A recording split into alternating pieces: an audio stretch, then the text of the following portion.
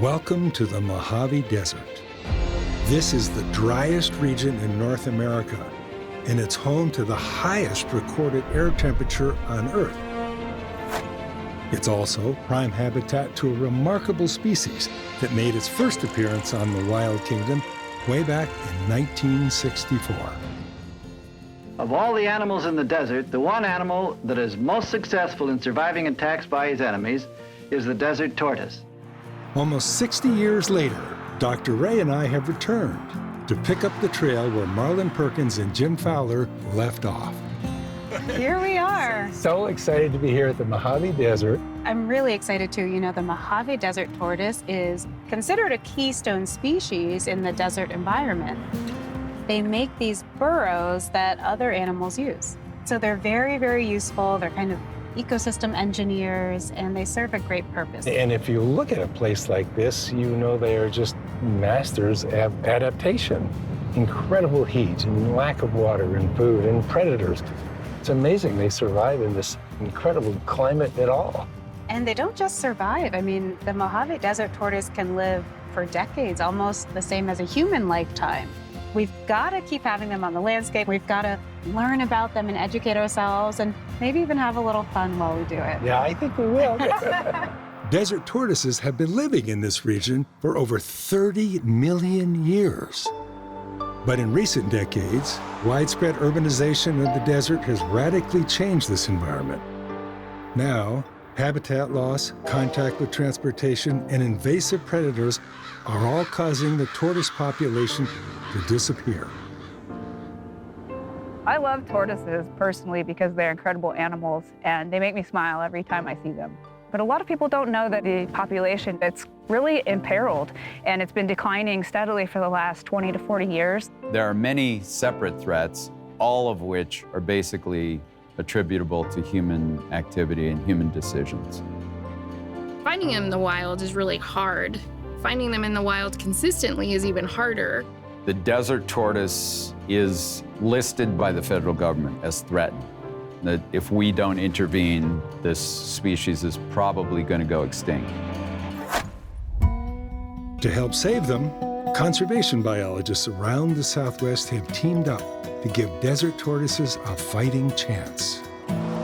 Today, we're meeting some of these scientists, and our first stop requires military clearance. Edwards Air Force Base is the center of the aerospace testing universe. Everything that flies in the air that's in the Department of Defense, for the most part, gets tested here first. Portions of the base are in critical tortoise habitat, and it's a huge area that's actually protected. It's not surprising that we will find wild tortoises doing pretty well on this military installation. Hi there. Hey. Hi. Nice to meet It's you. so nice to meet you. Hi. You as well. Yeah. Welcome to Edwards Air Force Base. At this facility, we are head-starting desert tortoises. Can we get a look at it? Yeah, do you want to check it out? Love to. Please. All right, Let's let's go.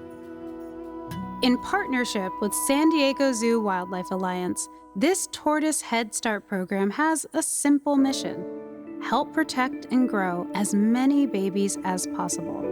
These pens are the temporary homes to dozens of wild mother tortoises, giving them a safe place to lay their eggs. Peter, would you like to see our adult tortoise pen? Love to. Here is female FW8153. We're already on a first number basis. That's right, that's Now, right. How old is this one? We don't know, she's at least 20 years old.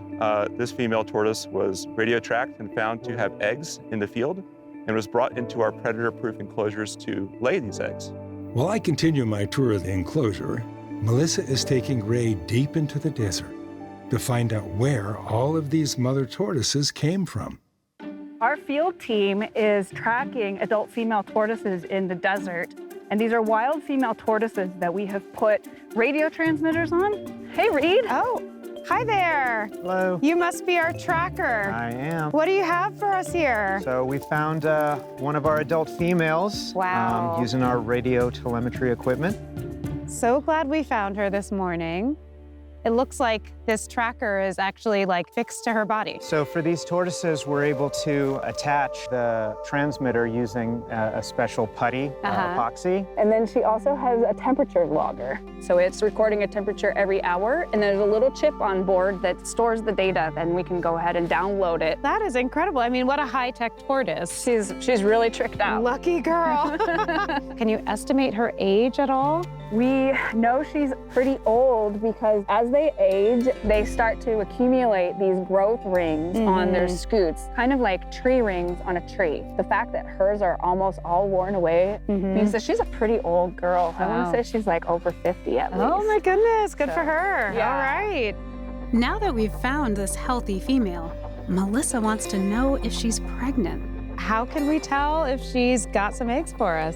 Well, it's kind of crazy, but we actually bring an X-ray machine to the field. Wow. How exactly does this work? This is a really cool system that wirelessly Bluetooth connects to the laptop. Okay, so we have the little container that will hold our female tortoise. Right. And then this is the actual X-ray right here in this box. Right. Okay, simple enough. All right, so instantly we're getting the images. So- Wait, I can tell already. Those are eggs.